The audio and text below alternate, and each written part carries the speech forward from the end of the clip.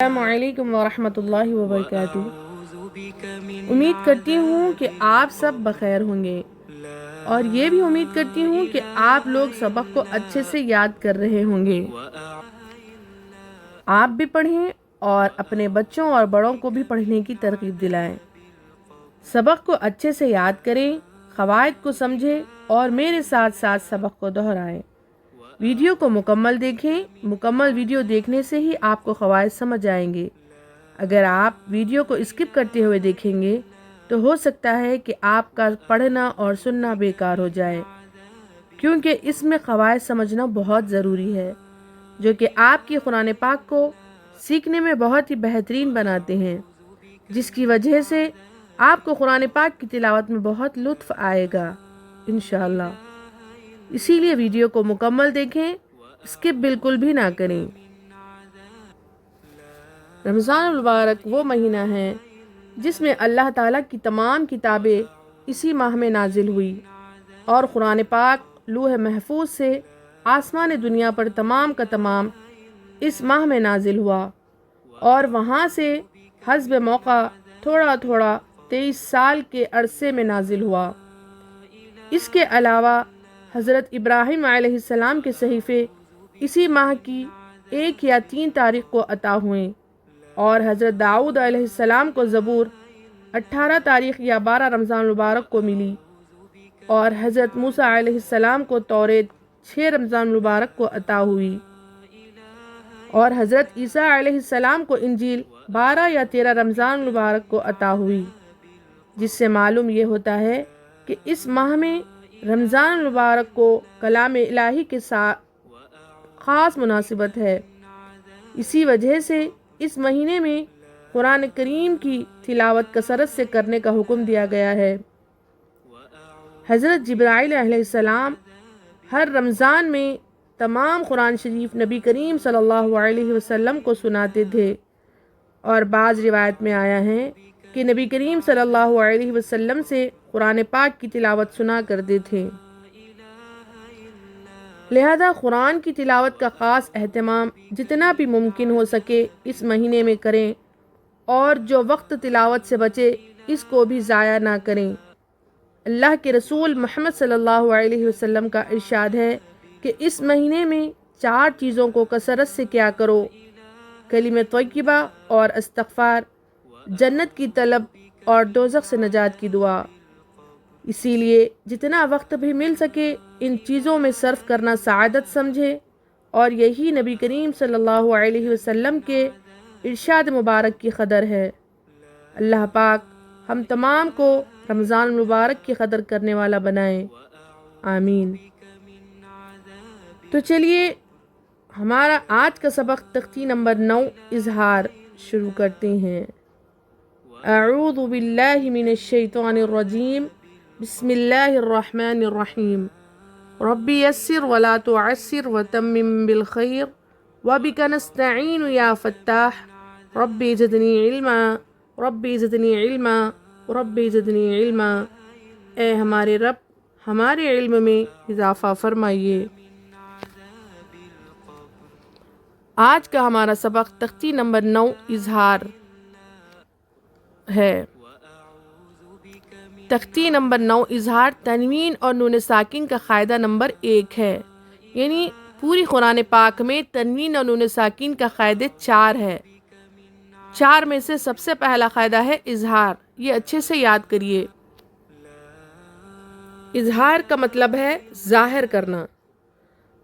تو یہاں یہ بتا رہی یہ قاعدہ ہے، یہ اوپر کی جو تختی ہے وہ اچھے سے بنا دیکھے ایک آنسر کی طرح یاد کرنا ہے، جو کہ حرف حلقی 6 ہے، ٹھیک ہے؟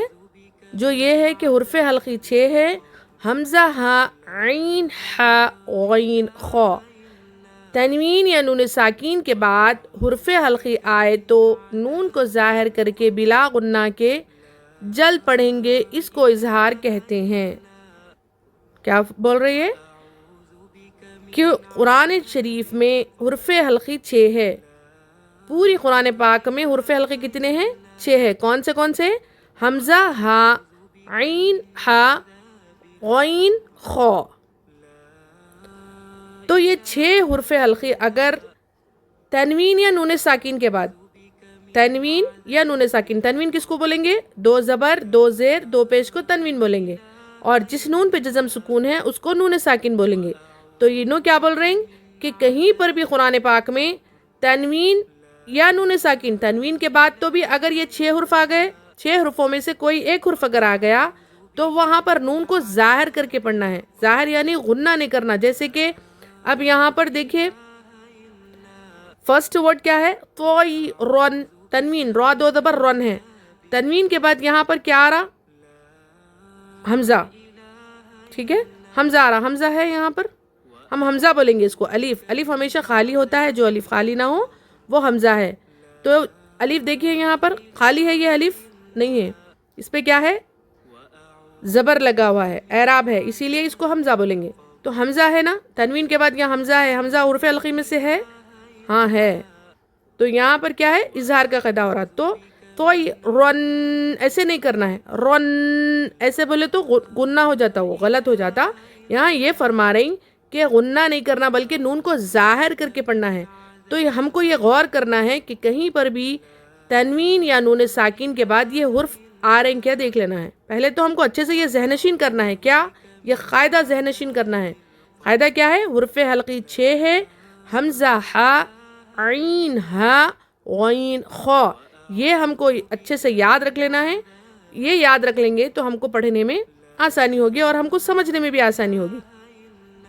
تو اب یہاں پر تو یہ رن، رن جلدی پڑھنا ہے، رن یعنی نون کو ظاہر کرنا ہے۔ رن بولے تو نون کی آواز ظاہر ہو رہی نا، تو اسی لیے تو یہ رن، کیوں یہاں پر رن پڑھ رہی؟ یہاں پر اظہار ہو رہا، اظہار کا قاعدہ ہو رہا، اسی لیے نون کو ظاہر کرنا۔ کیوں؟ یہاں تنوین کے بعد حرف حلقی میں سے حمزہ آ رہا، اسی لیے نون کو کیا کر رہی؟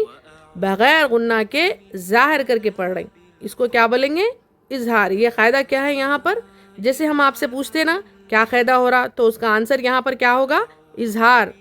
کیسے؟ تنوین کے بعد حرف حلقی میں سے حمزہ آ رہا تو نون کو ظاہر کر کے بلا غنہ کے جلد پڑھیں گے، اس کو اظہار کہتے ہیں، ایسے بولیں گے، ٹھیک ہے؟ یہ قاعدہ ہے۔ ابھی ہم فرسٹ لائن کا فرسٹ ورڈ پڑھیں گے، طیرن ابابیلا، طیرن ابابیلا، طیرن ابابیلا۔ دیکھیے توئی میں کیا ہو رہا ہے یہاں پر؟ حرف لین۔ رن میں اظہار کا قاعدہ ہو رہا، کیسے؟ تنوین کے بعد یہاں پر کیا آ رہا؟ حمزہ آ رہا، ڈائریکٹ اظہار ہو رہا۔ دیکھیں یہاں پر سمجھنے کی بات ہے کہ کہیں پر بھی قرآن پاک میں تنوین یا نون ساکن کے بعد اگر یہ 6 حرف میں سے کوئی ایک حرف آ گیا تو وہاں نون کو کیا کریں گے؟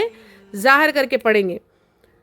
تو یہاں پر رن اظہار ہو جا رہا، آ پڑھنے نا، آ تو حرکات ہو جا رہا، تو یہ رن آ۔ دیکھیے کتنا لطف آ رہا ماشاءاللہ۔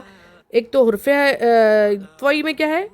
حرف لین ہے، اس کے بعد رن میں تنوین کے بعد کیا آ رہا ہے؟ یہاں حمزہ آ رہا تو اظہار ہو رہا، پھر آ حرکات، با حرف مدہ، با کھینچ رہے ہیں، کیوں؟ الف سے پہلے زبر ہے، الف سے پہلے کہیں پر بھی زبر آیا تو کیا ہوگا؟ وہ حرف مدہ ہوگا، اسی لیے کھینچ رہے ہیں۔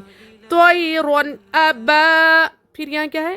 با یا زیر بی، با یا زیر بی میں کیا قاعدہ ہو رہا؟ حرف مدہ۔ کیسے؟ یا سے، یا جس پر جزم ہو اس سے پہلے زیر ہو، ان کو تھوڑا کھینچے اور معروف پڑھے، ہم یہ پڑھے تھے نا، تو اسی لیے یہاں پر بی کھینچ رہے ہیں۔ پھر اس کے بعد لام کیا ہے؟ لا حرکات، جلدی پڑھ رہے ہیں، طیرن ابابیلا، ٹھیک ہے؟ ماشاءاللہ کتنا اچھا لطف آ رہا، دیکھیے۔ ٹھیک اسی طریقے سے دوسرا ورڈ کیا ہے؟ نارن حامیتن، نارن حامیتن، نارن حامیتن، ٹھیک ہے؟ سیکنڈ لائن کا فرسٹ ورڈ، لیمن خشیہ، لیمن خشیہ، لیمن خشیہ۔ نیکسٹ، من غیرہ، من غیرہ، من غیرہ، ٹھیک ہے؟ من غیرہ کیسا ہو رہا؟ دیکھیے من میں کیا قاعدہ ہو رہا ہے؟ یہاں پر نون ساکن ہے، نون ساکن کے بعد یہاں کیا آ رہا؟ غین آ رہا، تو نون ساکن کے بعد غین آ رہا، غین اس میں سے ہے حرف حلقی میں سے، دیکھیے اوپر قواعد میں غین ہے، ہا کے بعد جو ہے نا غین، تو یہاں کیا ہے اظہار کرنا ہے، نون کو کیا کرنا ہے ظاہر کرنا ہے، من ایسے نہیں کرنا ہے، کیسا پڑھنا ہے من، من نون کو ظاہر کرنا ہے، من غوی، غوی میں کیا ہو رہا ہے یہاں پر حرف لین، اسی لیے جلدی سے نرمی سے جلد ادا کر رہے ہیں، ری حرکات، ہی حرف مدہ، دیکھیے ماشاءاللہ، تو ہم اس کے ہجے کریں گے من غیرہی کے، ٹھیک ہے، من غیرہی کے ہجے کریں گے ہم، میم نون زیر من، غین یا زبر غوی، من غوی را زیر ری، من غوی ری، ہا کھڑی زیر ہی، من غوی ری ہی، ٹھیک ہے، اس میں کیا قاعدہ ہو رہا، میم نون زیر من میں اب کوشچن آنسرس ہے، ٹھیک ہے، نون میم نون زیر من میں کیا قاعدہ ہو رہا اظہار، کیسے نون ساکن کے بعد یہاں کیا آ رہا غین، نون ساکن کے بعد حرف حلقی میں سے غین آ رہا، ٹھیک ہے، یہ یاد رکھیے اچھے سے، اگر آپ کو سننے میں اگر سمجھنے پرابلم ہو رہی، مشکل ہو رہی یاد کرنے میں، تو آپ ایک کام کریے، بک میں کاپی کر لیجئے، ٹھیک ہے، آپ ایک نوٹ میں یہ پورا جتنے بھی قواعد ہیں لکھ لیجئے، اس کے بعد اچھے سے اس کو رٹیے، رٹنے کے بعد انشاءاللہ آپ کو اچھے سے ذہن نشین ہو جائے گا اور بولنے میں بھی آسانی ہوگی۔ میم نون زیر من میں کیا قاعدہ ہو رہا اظہار، کیسے نون ساکن کے بعد حرف حلقی میں سے غین آ رہا، تو نون کو ظاہر کر کے بلا غنہ کے جلد پڑھیں گے، اس کو اظہار کہتے ہیں، ٹھیک ہے، یہ ہمارا آنسر ہے۔ غین یا زبر غین میں کیا قاعدہ ہو رہا حرف لین، کیسے یا ساکن سے پہلے زبر ہے، ان دو حرفوں کو نرم آواز کے ساتھ جلد ادا کریں، حرف لین بھی معروف آواز سے پڑھے جاتے ہیں، ٹھیک ہے، را زیر ری میں حرکات، زیر کو حرکات کہتے ہیں، زیر کو جلدی پڑھیں، تھوڑا بھی نہ کھینچے، زیر کی آواز نیچے کو جاتی ہے، ہاں کھڑی دیر ہی میں حرف مدہ، کھڑی دیر برابر ہے یا مدہ کے، ان کو تھوڑا کھینچے اور معروف پڑھیں، شروعات میں ہو سکتا ہے آپ کو تھوڑا ہارڈ لگے، لیکن جب آپ پڑھنا شروع کریں گے، جب آپ اس کو اچھے سے ذہن نشین کریں گے، تو انشاءاللہ میں دعوے کے ساتھ کہوں گی کہ آپ کو پڑھنے میں بہت مزہ آئے گا، اور آپ کو اتنا اچھا یاد ہو جائے گا، اتنا اچھا یاد ہو جائے گا، بہت بہترین انداز سے یاد ہو جائے گا، مگر شرط یہ ہے کہ جس انداز سے میں آپ کو پڑھا رہی ہوں وہی انداز سے آپ کو پڑھنا ہے، جس انداز سے میں قواعد آپ کو بول رہی ہوں وہ انداز سے آپ کو یہ چیز کو رٹنا ہے، اس کے بعد ہی آپ کو انشاءاللہ ایسے بہترین طریقے سے یاد ہو جائیں گا، اور آپ کے قرآن میں بہت لطف آئیں گا پڑھنے میں انشاءاللہ۔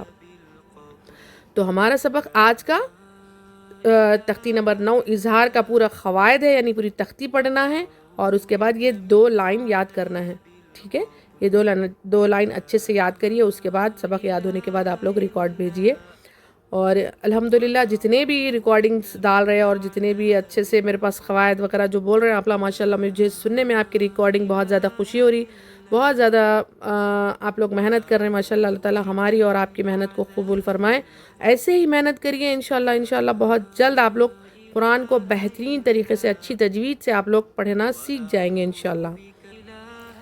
تو امید کرتی ہوں کہ آپ لوگ کو میرا آج کا سبق اچھے سے سمجھ آیا ہوگا، تو چلیے ملتے ہیں انشاءاللہ نیکسٹ ویڈیو میں، تب تک آپ لوگ اپنا سبق دہراتے رہیں، اور ہر نماز کے بعد 1 مرتبہ ضرور پڑھ لیا کریں، ایسا آپ ہر روز سبق پڑھنے کا معمول بنا لیں گے تو انشاءاللہ آپ کی قرآن تجوید سے بہت اچھے طریقے سے بہتر ہو سکتی ہے۔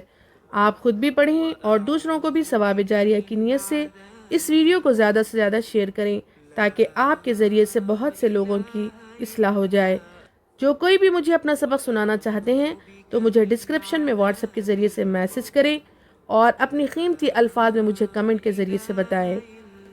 آپ کے کمنٹ سے میری حوصلہ افزائی ہو سکتی ہے، اور زیادہ سے زیادہ اس ویڈیو کو لائک کریں، شیئر کریں اور سبسکرائب ضرور کریں، تاکہ ہر روز میرا نیا آنے والا سبق سب سے پہلے آپ تک پہنچ سکے۔ جزاک اللہ خیر، اللہ حافظ۔